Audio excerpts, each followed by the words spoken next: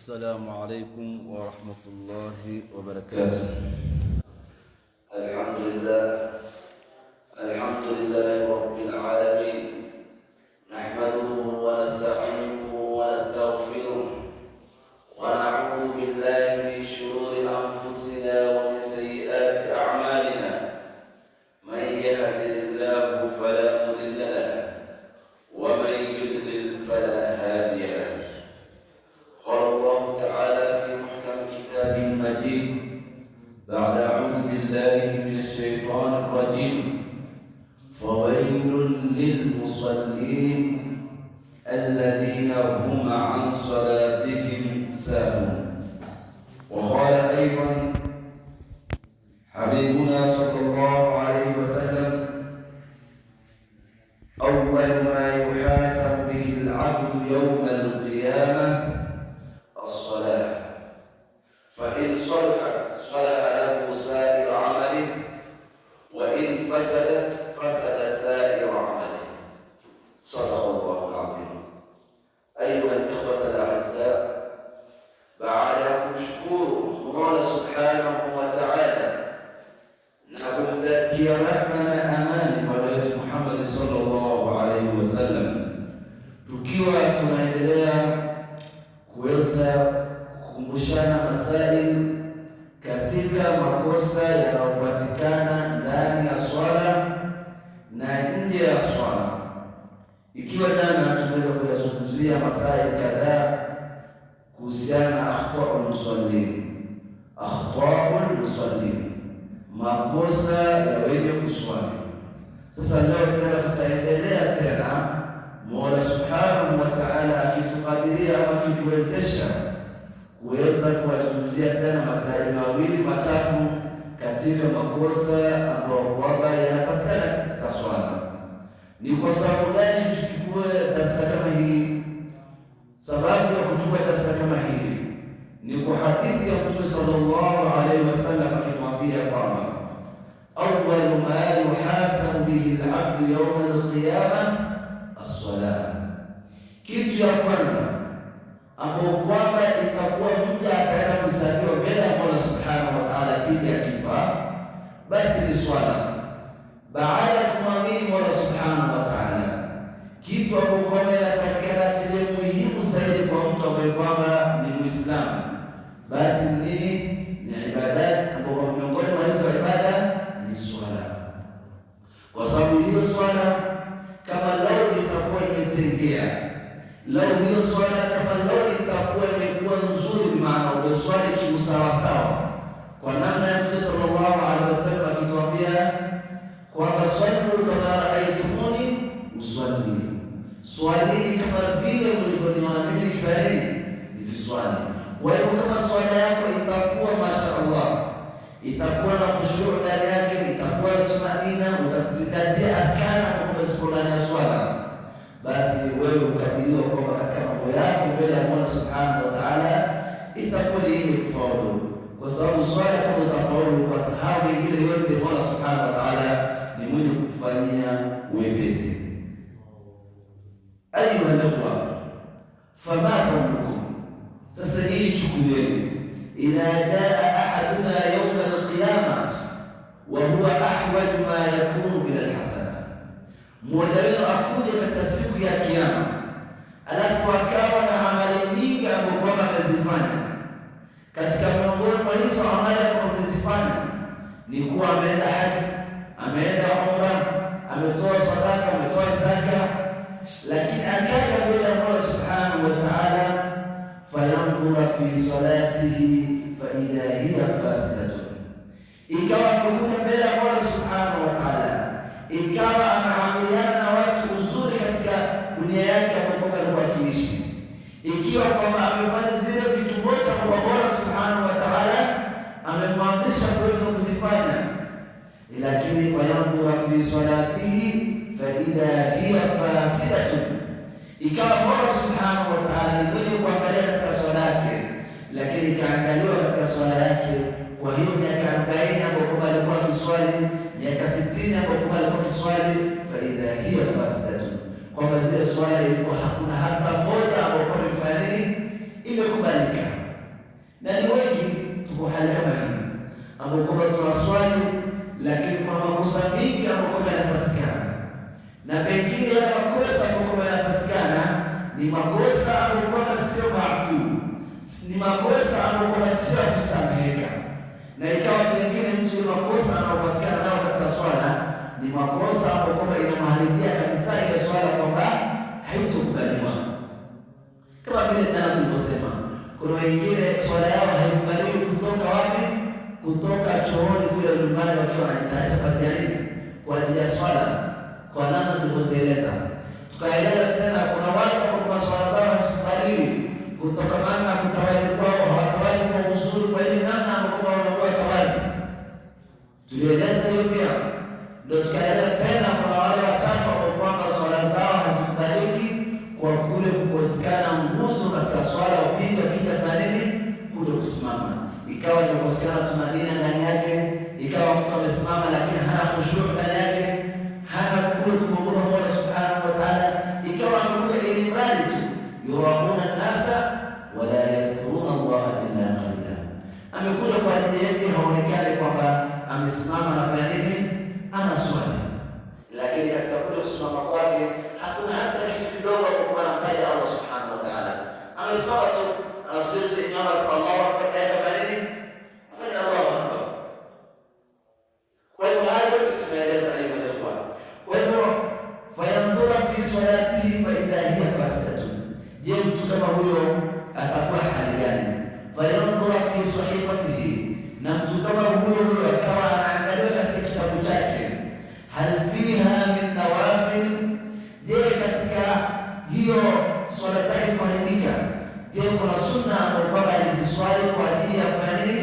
Kukaba ile swala yake ya faradhi ambayo zimefanya nini? Zimeharibika.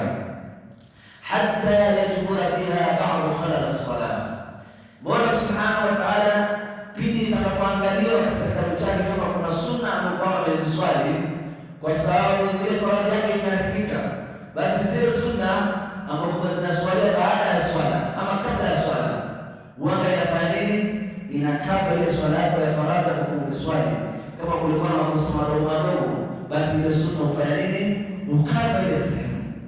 Kwa hivyo itaangaliwa kwamba je, huyu mtu amekuwa swala yake ilikuwa ni mati, ameswali miaka 40 na swala yake ikawa sio iliyokubalika, ataangaliwa katika kitabu chake kama kuna swala za sunna za kablia na baadia, iangaliwa kwamba ili zifanye nini?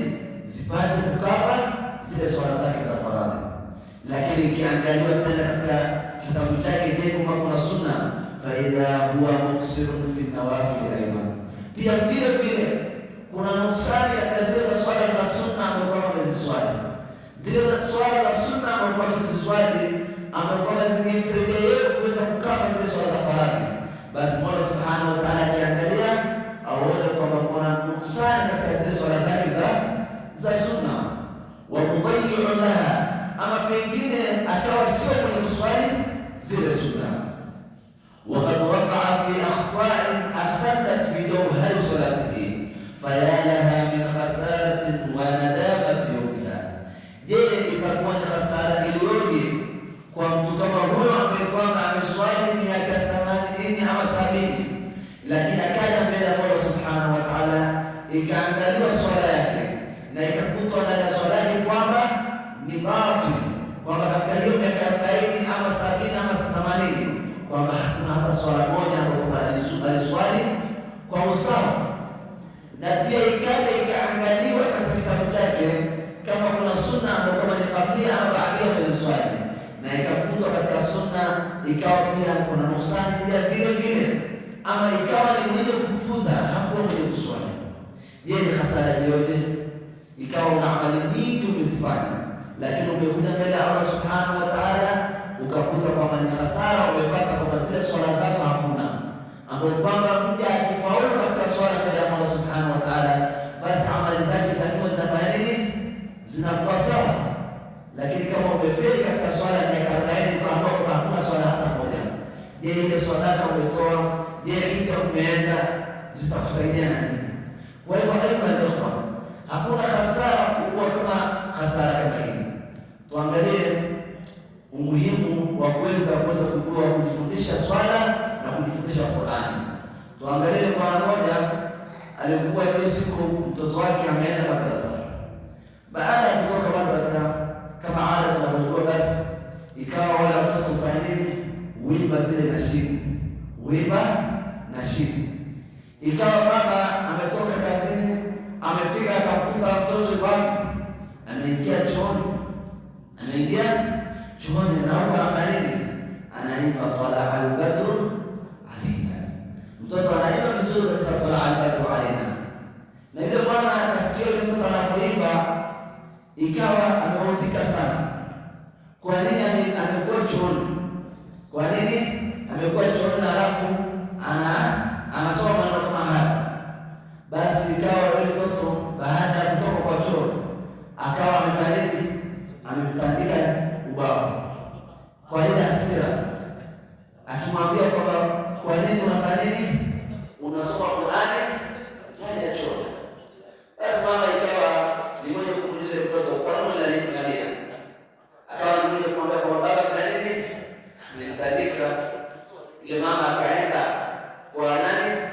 Kwa mzee, kwa baba, akamwambia kwamba kwa nini umtandika mtoto? Basi baba akamwambia kwamba mtoto hana adabu, anaenda huko madrasa anafundishwa adabu, lakini akikuja hapa hana adabu. Amefanya nini? Ikawa ni mwenye kumwambia kwamba ameingia chooni na anafanya nini? Anasoma Qur'ani. Ni Qur'ani gani anasoma? Akamwambia hebu muulize yeye anasoma nini? Akawa mtoto anaambia kwamba anasoma nini? Tala al-badru alaina. Huyu mzazi hajui kwamba hii tala al-badru alaina ni nasib na maneno ya Kiarabu. Yeye amesikia maneno ya Kiarabu, anachukua nini? Ni Qur'an. Ni kwa sababu gani? Kwa sababu hakujifundisha. Basi mama akamwambia kwamba wacha uzuzu bana, hii ni nasib, sio Qur'an. Sheikh, unamtandika mtoto na nasib baba anasoma. Basi baba ikawa anafanya nini? Ni mwenye kulia sana. Mama akamuuliza, kwa nini unalia? Ni kwa sababu gani na kitu gani kinachofanya ulie? Basi yule baba akamwambia kwamba wallahi silii kwa kitu kingine, lakini kinachonilisha mimi ni kwamba niko na miaka 70 ama 73, lakini katika hiyo miaka 73 mimi siku zote nikisimama kwenye swala baada ya imamu kusema Allahu Akbar, katika hiyo miaka 70 nilikuwa nafanya nini? Nasoma ile tala al-badru alaina kama alhamdu. Hiyo sehemu ya kusoma alhamdu ile mwana kwa damu amesikia tala al-badru alaina ni maana ya Kiarabu. Ikawa yeye analia kwa sababu hiyo miaka yote anafanya nini? Anasoma tala al-badru alaina ni kama pale kusema alhamdulillah rabbil alamin. Kwa hiyo ni vitu maziko, na hiyo inatokana na uzembe wetu na kujifundisha katika dini. Kwa hivyo ni wajibu kwa mzazi kuwa wewe usitosheke kwa mtoto wako kumpeleka madrasa akajifundishe, na hali ya kuwa wewe hujui chochote, hali ya kuwa wewe swala hujui, unataka mtoto wako ajue swala. Yeye hamwoni kama ni hasara kwamba wewe mtoto ambaye kwamba wewe ndio umemzaa aende ajue swala, ajifunze swala na ahkamu zake na sharti zake na ajifundishe Qur'ani, lakini wewe mzazi ambaye kwamba umemzaa umetoa matumboni mwako lakini haujui kusoma hata alhamdu, ni hasara iliyojaaliwa. Kwa hivyo alielewa, hakuna budi kwetu sisi pia kuweza kujifundisha swala na kila chenye kuhusika na dini. Ikiwa tunaendelea katika makosa ambayo kwamba yanapatikana katika swala, ikiwa jana tumezungumzia katika sehemu kadhaa ambapo kwamba miongoni mwao ni kufanya tumanina ndani ya swala, ni kumakinika ndani ya swala, ni kumakinika ndani ya swala. Lakini leo tutazungumzia tena mambo mengine mawili matatu ambayo kwamba ni katika hadithi ya Mtume sallallahu alaihi wasallam katika kuhusiana na tumanina, akisema nini fi musnad al-Imam Ahmad anna an-nabiy qala la yanzuru Allahu ila 'abdin la yuqimu salbuhu baina ruku'ihi wa sujudihi, kwamba Mtume sallallahu alaihi wasallam anasema la yanzuru Allahu ila 'abdin, hata muangalia yeye mja la yaqimu sulbahu, kwamba afanye nini? Haweki sawa mgongo wake, haweki sawa mgongo wake ama uti wake wa mgongo, baina rukuihi wa sujudihi, baina ya kurukuu kwake na kusujudu kwake. Bimaana kwamba Mola subhanahu wa ta'ala, tunaelewa kwamba mtu akisoma kwenye swala yuko mbele ya nani? Mbele ya Mola subhanahu wa ta'ala. Sasa hii hadithi hapo kwamba katika Musnad Imam Ahmad, Mtume sallallahu alaihi wasallam anasema kwamba la yanzuru Allahu ila 'abdin la yuqimu salatahu, kwamba Mola subhanahu wa ta'ala hatakuwa ni mwenye kumwangalia, bimaana hatakuwa ni mwenye, maana rahma za Mola subhanahu wa ta'ala hazitakuwa kwake. La yuqimu salatahu, mja ambaye kwamba atakuwa anaswali lakini ule uti wake wa mgongo ufanye nini? Haulingani. Taban mtu akirukuu tunafahamu kwamba inatakikana afanye nini? Arukuu kwa kadri ya kwamba ule mgongo wake ufanye nini? Ule mgongo na ile kichwa yake iwe ziko sawa, ambapo kwa Mtume sallallahu alaihi wasallam masahaba wanasema kwamba ilikuwa Mtume sallallahu alaihi wasallam akirukuu au akisujudu, ilikuwa mpaka ukiwa unafanya nini, unaweza weka kitu pale juu yake na ikawa imetulia. Lakini utakuta mtu anarukuu lakini hata uwezi weka kitu pale juu yake kama nini ikatulia. Ni kwa sababu gani? Kwa kule kuto rukuu vizuri na kutosujudu vizuri. Kwa hiyo kama itakuwa wewe kurukuu kwako ni kugonga kama vile kuku anapokuwa mtama, ikawa swala yako wewe ni kama vile kuku anapokuwa maji anataka, basi itakuwa hakuna swala kwa hiyo kwa swala. Kwa sababu tunaamini ni katika arkani na arkani swala. Kuwa na utulivu katika swala ni nguzo kutokamana na nguzo za swala, na nguzo ikikosekana katika swala bimaana kwamba swala yako pia kwa nini imebatilika. Ni kama vile kwamba umeswali bila kutawadha, itakuwa kuna swala ya swali, umeswali lakini kutawadha hujafanya nini? Hujatawadha. Mashallah, umeswali vizuri kabisa lakini kutawadha hujafanya nini? Umewacha. Bimaana kwa swala hakuna. Pia vile vile utulivu katika swala, katika rukuu na sujudu, ama katika kile kikao kidogo cha kukaa, kama hutofanya utulivu, ukawa wewe unatulia katika rukuu na kusujudu, ama unaganisha ile mgongo wako, basi itakuwa pia ile swala yako itakuwa nini? Wa qadimna ila ma amilu min amalin faj'alnahu haba'an manthura. Utaenda mbele ya Allah subhanahu wa ta'ala miaka 70 umeswali, lakini utaenda mbele ya Allah subhanahu wa ta'ala kiangalia kitabu yako uambiwe kwamba hakuna hata swala moja ile siku moja imekuwa imefanya nini? Imekuwa sahihi. Ni hasara ndogo ya ibada. Na kila siku unaswali, unarauka alfajiri na kuswali, Isha'i na ile baridi yake unatawala na kuja kuswali, lakini unaenda mbele ya Allah subhanahu wa ta'ala na nini? Hakuna hata swala moja imefanya nini? Imekubalika. Kwa hiyo ni hasara kubwa sana hiyo leo. Na haya tutaepuka vipi? Tutakayoepuka haya leo ni kwamba tuwe ni watu ambao tutakuwa na hima na kufundisha swala. Tukuwe na hima kujua kwamba ni kitu gani ambapo kwamba bila swala haiwezi kupasishwa nayo. Kama vile tulivyojua kwamba kutawali bila kutawali hakuna swala, basi kuna mengine ambapo kadhaa inatakana ujifundishe kwamba ujijulishe kwamba kuna vitu kadhaa kwamba bila vitu kama hivyo basi hakuna swala. Wa min al-mukhalafat as-salah, kulingana zile vitu ambapo kwamba makosa yanapatikana katika swala hiyo ambapo kwamba imedhihiri sana ash-shari'atu musabiqatu al-imam bil-ruku', ni kumtangulia imamu. Ni hali ya kumtangulia nani? Imamu. Umekuja maswali lakini baada ya kumfuata imamu ni wewe ndio unafanya nini? Kumtangulia imamu. Makosa mengine ambayo yanatendeka katika swala, au rafu minhu au sujudi au salam, ima yuko katika rukuu ikawa umemtangulia imamu katika kufanya nini? Katika rukuu au sujud, ama yuko katika kusujudu imamu anaenda kusujudu, wewe fanya nini? Wewe tayari ushafanya nini? Ushasujudu. Au nahu au salam, ama kupiga salam, imamu anapiga salam ya kwanza, wewe uko ya pili tayari ushapiga. Kwa hivyo hayo pia makosa ambayo inapatikana katika swala. Wayakfi fi dhalika qaul Nabii sallallahu alaihi wasallam, kwa dalili ya neno la Mtume sallallahu alaihi wasallam akitueleza ubaya wa mtu kumtangulia imamu wake katika swala, akisema nini? Amma yakhsha ahadukum idha rafa'a ra'sahu qabla al-imam an yaj'ala Allahu ra'sahu ra'sa himari au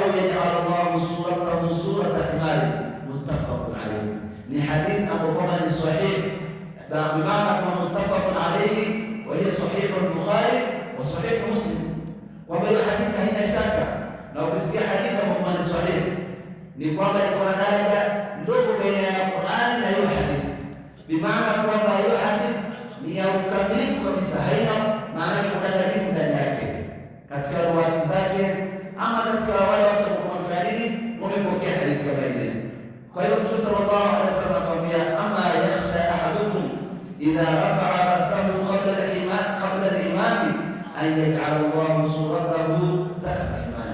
Je, hivi haogopi mmoja wenu idha rafa'a ra'sahu, pindi atakapoinua kichwa chake kabla al-imam, kabla ya imam kuinua kichwa, hivi mmoja wenu haogopi kwamba mmoja wenu kuinua kichwa chake an yaj'ala Allahu ra'sahu ra'sa himari, na Mola subhanahu wa ta'ala akaijalia kichwa chake kuwa ni kichwa cha punda, au yaj'ala Allahu suratahu surata himari, au akaijalia Mola subhanahu wa ta'ala uso wake ni kuwa ni uso wa punda. Je, mmoja wenu haogopi? Imana aliyekuwa inatuonesha kwamba kuna ubaya kwamba mtu fanya kumtangulia imamu. Imamu hajainua kichwa, wewe ushainua. Imamu hajapiga salamu, wewe ushapiga salamu. Kwa hiyo ni makosa. Huyu imamu amewekwa kwa sababu gani? Kwa sababu ya kufanya nini? Itmami salati. Kwa sababu wewe ufanya nini? Uweze kumfuata huyo imamu. Wa huwa ta'akhuru 'an al-imam au muwafaqatu al-imam fi al-jam, au pengine kama wewe imamu anaenda na wewe umefanya nini? Uko sawa sawa na nani? Imamu. Katika hadithi ya Mtume sallallahu alaihi wasallam anasema kwamba fakana idha anhata min qiyamihi bisujud la yahni ahadun minna dhahrahu hatta yad'a Rasulullah alaihi wasallam jabhatahu ala al-ard. Kwa sahaba anaeleza kwamba fakana idha anhata min qiyamihi, pili Mtume sallallahu alaihi wasallam akimwongoza kutokana na kule kusimama kwake, bimaana kwamba akienda katika sujud la yahni ahadun minna, ilikuwa hakuna mtu aliyekuwa anafuata pale pale Mtume sallallahu alaihi wasallam akienda nini, akienda katika sujud, ahadun minna dhahrahu, hakuna yeyote aliyekuwa mgongo wake ulikuwa unafanya nini, inainama, hatta yaba Rasulullah sallallahu alaihi wasallam jabhatahu ala al-ard, mpaka Mtume sallallahu alaihi wasallam aweke uso wake kwenye nini, kwenye ardhi. Baada ya Mtume sallallahu alaihi wasallam kufikisha uso wake kwenye nini, kwenye ardhi, ndipo masahaba wanaanza kufanya nini, kufuata Mtume sallallahu alaihi wasallam. Kwa hiyo hiyo ndio namna ya kuweza kumfuata nani, ya imam. Waraa ahadu sahaba rajulan yusabiqu imamahu, na kuna sahaba ambaye kwamba alimuona mtu ambaye kwamba anatangulia imamu wake, faqala, akamwambia kwamba la wahdaka sallaita wala biimamika ikhtadaita, kwamba akamwambia kwamba wewe hujaswali peke yako wala imamu wako hujamfuata. Na ni vipi kwamba hajaswali peke yake na imamu wake hajamfuata? Bimaana kwamba yeye sehemu zingine hufanya nini, humtangulia imamu wake. Imamu hajaenda katika rukuu, yeye ashamtangulia kwenye rukuu. Imamu hajafanya nini, hajainuka, yeye ashamtangulia katika kufanya nini, katika kuinuka, lakini amefanya nini, amesimama nyuma nani, nyuma ya imamu, na huko akitarajia kwamba anamfuata nani, imamu. Sasa Bwana anawaambia kwamba la wahdaka sallaita, wewe hujaswali peke yako wala hujamfuata nani, imamu wako. Kwa hiyo alielewa makosa ni mingi ambayo yanapatikana katika swala, na ni muhimu sana kwa mtu aliyekuwa Muislamu aweze kujifunza masala kama haya. Mtu kujifundisha dini basi sio kitu kama makosa. Tukiangalia masahaba walisilimu takriban, wengine inasemekana kwamba wakiwa katika miaka 40 walifundisha dini. Angalia Sayyidina Abubakar radhiallahu anhu alisilimu na miaka ngapi? Lakini leo katika watu ambao ni wakubwa, ni wakati wa watu ambao wana izza na sharafu mbele ya Uislamu, ni watu ambao kwamba Mola subhanahu wa ta'ala ni wale miongoni mwao walisimamini radhiallahu anhum wa radu anhu, na alisilimu akiwa na miaka takriban 40, lakini hakutoshelezeka na kuwa amezeeka, ikawa ni mwenye kujifundisha. Na kuna masahaba wengi ambao walisilimu wakiwa nini, wakiwa ni wazee, lakini wakawa wanataka wenye kuhifadhi Qur'ani na kuweza kumiliki dini yao vizuri, na ikawa mpaka leo wanatajika katika mjtamaa wetu na katika ulimwengu mzima unawatambua. Kwa hivyo aliwaambia mimi na wewe usione kama ni mtu mzima ukaona ni aibu fulani kujifundisha ama kusoma. Kwa hivyo ningekuwa na kuweza kuhariri katika hili jambo na kuweza kuwasisitiza zaidi kwamba tukuwe ni watu wenye kusoma dini yetu na kufahamu na kuelewa kila kitu kwa dini na dini inazungumzia. Wa hadha, assalamu alaikum wal afwa.